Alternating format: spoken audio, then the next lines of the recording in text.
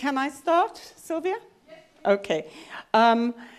We're coming towards the end of the conference, so we just have a few things that remain to be done. And the first of these is that Laurent wishes, who is our man from the EBU, wishes to say a few words on behalf of Euro Radio. Thank you very much, Mrs. Chairwoman. Usually I arrive at the end of the IFC for the dreaded elections, and there won't be any elections this year, which is wonderful. But several people have asked me during the course of these 4 days, how come this unique event takes place every year? And what I've said, you first need a host, a wonderful host, generous, crazy enough to assemble so many people, and I hope our colleagues from Swedish Radio are not in this room. And that's the first condition. Then you need a group to put together the program of this conference, an EBU group, an EBU features group. And I would like to warmly thank the members of this EBU group that worked very hard together with the host to put together the program of this conference. So I would like to say thank you to Lawrence Grissel from the BBC, Harry Utamaki from Yle in Finland, Jens Jarisch and Leslie Rosin from Germany. We've got 2 German in this group. Heva Nashmilanerova from Czech Radio, and the 2 vice chairs, Willem Davids from the Netherlands and Sylvia Lanner from ORF. Then you need a chair in the jargon of the EBU group. In the bureaucratic and functionary jargon of the EBU groups, you need a chair. And over the past 12 years at the EBU, I've dealt with many EBU groups. I'm still dealing with many EBU groups, and I'm dealing with all kinds of chairs. You've got the intrusive ones, you've got the noisy one, you've got the efficient one, you've got the quiet one, and then you have Lorelei Harris.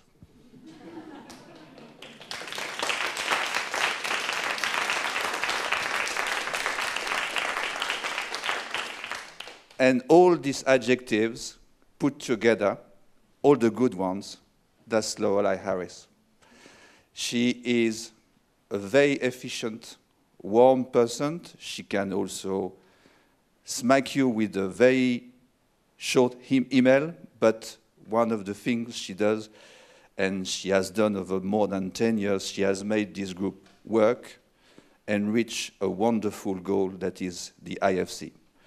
So I would like to pay tribute to Lorelei. Technically speaking, this is not your last IFC, but this is also your last IFC. You're going to be a chair until the next one, according to bureaucratic rules of the EBU. But I thought, and we all thought, it would be a perfect time to not say goodbye, but to say thank you. So thank you, Lorelei. And I think we've got a bit of an audio-visual production for you and for you only. And I give the floor to Liam now. Hi, so just very quickly, I think yesterday Jens referred to Leo as the godfather of the European documentary scene. I think it would be fair to Lorelei to refer to her as the godmother. You all know her in a European context in terms of what she does here for all all of us and the genre. I think in an Irish context, she is solely responsible for the generation, a full generation of radio documentaries. And in an RTE context, she is our mother, our helper, our critique, our whipmaster. She is all things to us. And so a number of us, the names of which Laurent mentioned, have put together a brief photo collection and also an audio collection of Lorelei's work from documentary extracts of her own when she was making radio documentaries. So here we go. I'm fat and fabulous. I am big, cuddly, sexy, delicious. I'm a French pastry filled with cream with a drizzle of dark chocolate. That's on a good day.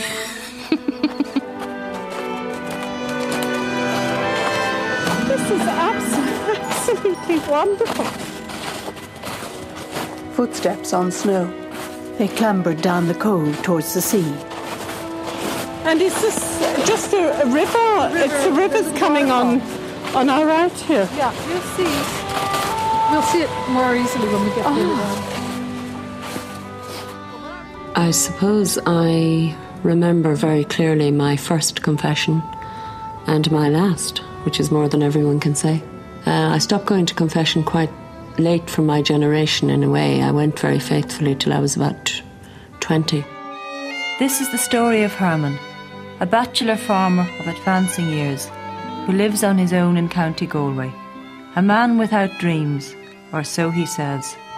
My home is my castle anyway. My mother, when she was here, she looked after the great. She'd be painting it twice a year. I'm living on my own now. When I come in, I don't be looking at the walls here, the painter around them. And very seldom there's any people coming in. Whether we like it or not, we must sit here. What we feel does not matter. We are the heirs. Our legacy is in the air we breathe, the ground we stand on. One of us lives in the neighborhood you were raised in, where you took your first steps and met the world. Then everyone left. Your uncles and aunts carried their belongings and left. And would this have been how it was? This is how it was. You can still see the toilets are still in place. And I'm told that the grill on the top of the toilet bowl, some people couldn't get their heads stuck down the toilet. Oh, good God. I've never been in a place like this. No, it is quite eerie, especially after dark.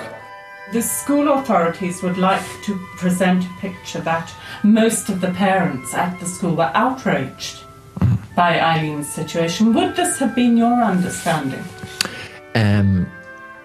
When the case started initially in front of the Employment Appeals Tribunal on the first day, which was in September. I was always in the Orange Order, was in the Junior Orange Order, and then I moved up in the Senior. And the Orange Order I was in, I didn't really like it very much. I didn't like the way that they were organising things. Tell me, why are people round Granite so reluctant to talk about and love it? I don't know. I don't really know, to be honest. I don't know. Is that what you experienced? Oh, yeah. Yeah. I don't know. Can't honestly answer you that. I don't know, really. I just can't say. You know, it was a very unfortunate incident. Very unfortunate. You know, for somebody having to lose their life over it. I didn't and couldn't make the connection between the fact that there I was growing up in this lovely all-white suburb, which was always squeaky clean because there were people who spent their whole life sweeping streets after us. I mean, we had garbage collections every day. If there was a piece of paper on a beach, a man came along and picked it up. That is what we expected. I didn't make the connections between that and the way the world was put together for the rest of people in South Africa. I didn't make the connection between the fact that something had happened historically and politically that enabled me to live that way.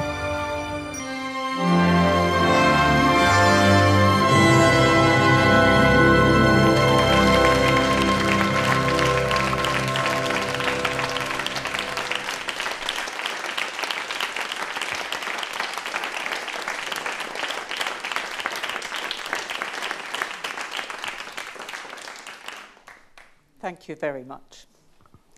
No.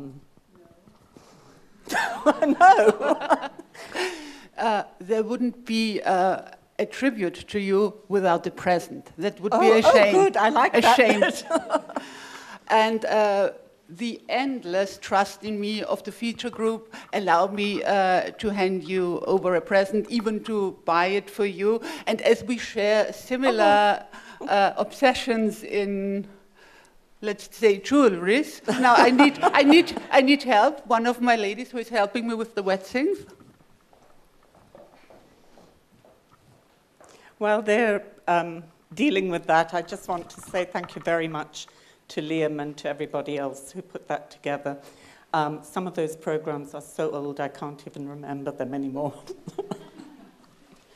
Oh, dear Lorelei, this is what the elegant and also modern ladies were in the 1920s in Vienna. You should always think of the IFC 2016.